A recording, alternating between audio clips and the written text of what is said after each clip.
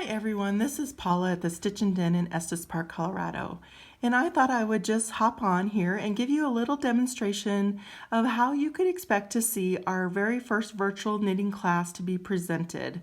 So how you would receive the information and a little bit about my teaching style I thought you could get by me demonstrating some basic cable techniques. Now our class is this vintage Afghan, and it's full of all kinds of different cabling techniques. So I thought today I would demonstrate just a very basic technique and show you about what cable needles look like and why, show you all the different styles that are available. So let's get started. Right here I have a block of, so just a basic cable block that I did for a different class. And it is just made up of a bunch of different cables. Cables are usually made by knitting a group of stitches out of order. So in order to create these leaning things, all you do is you just knit stitches out of order. Now cables are usually flanked by purl stitches, and that's what really makes those knit stitches pop out. So on the front you'll have a lot of purl stitches in a cabling project, and that really makes your cable stand out. You actually use a cable needle in order to cable, and you use, there's several different kinds to choose from. There is my one I like for beginner cablers is this basic J-hook. And this is a small J-hook, and this I think helps beginners not twist their stitches.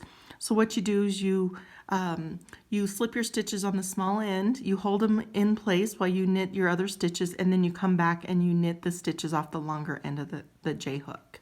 Okay, so that's one kind, is like a J-hook.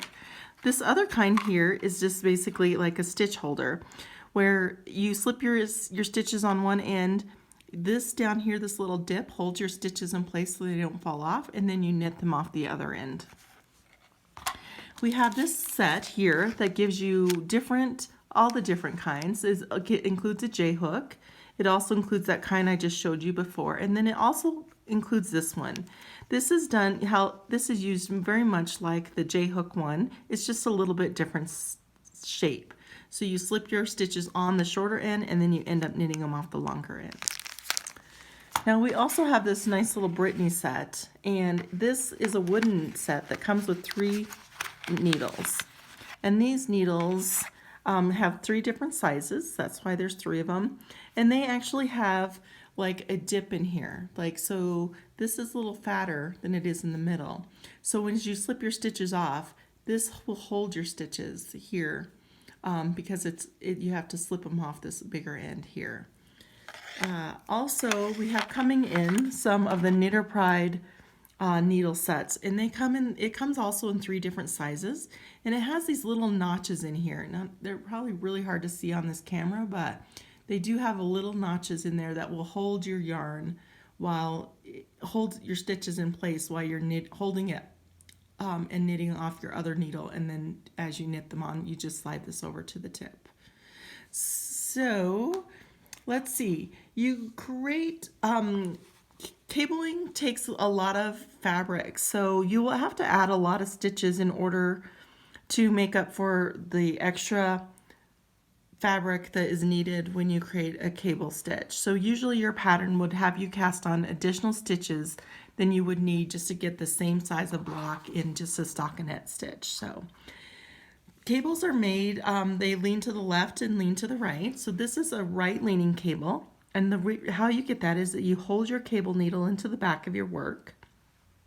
This is a left-leaning cable, and you get that by holding your cable needle to the front of your work. Cables are usually knit over an even number of stitches, like 4 stitches, 6 or 8, or even more. And it's usually an even number of stitches. Now, not always, but typically it is done over an even number of stitches. And I thought I would show you in this book here how she writes out her cables patterns. So this says C6B, and that stands for cable 6B. And this one here stands for cable 6 front, or cable 6 back and cable 6 front.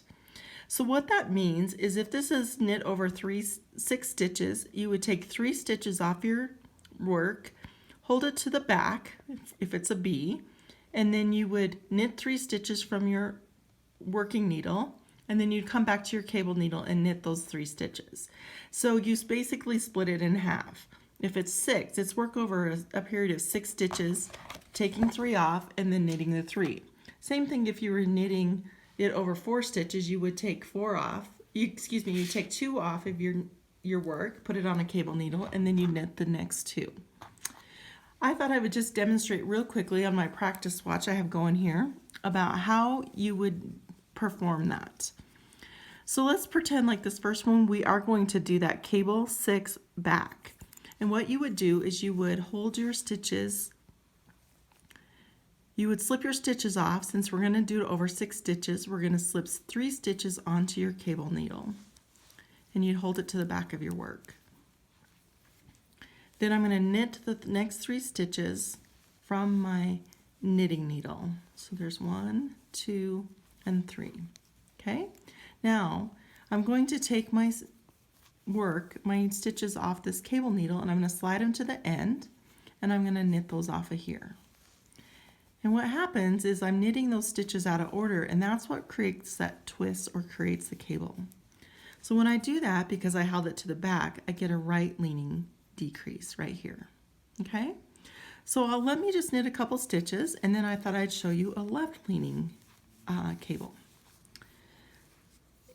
So what you do is you are going to slip, let's say we're going to do this a cable 4 front.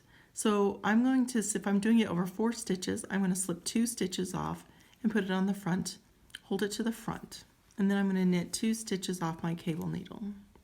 2 stitches off my working needle. And then I'm going to come back and slide those stitches down and knit them off my cable needle. And that is a cable worked over 4 stitches, and it will lean to the left because I held it to the front. So right now we're offering this vintage Afghan class. It's our very first virtual class, and I hope that you will join us. You can find all the information at thestitchinden.com. Search vintage Afghan and it will come up. Classes will start on June 1st, and they'll be held on Monday nights virtually. Every Monday night for 20 weeks approximately, because there's 20 blocks. So we'll present a new block each week. So I hope this gives you a little bit of information about how you expect to see the class, my teaching style, and I look forward to having you in class. See you soon.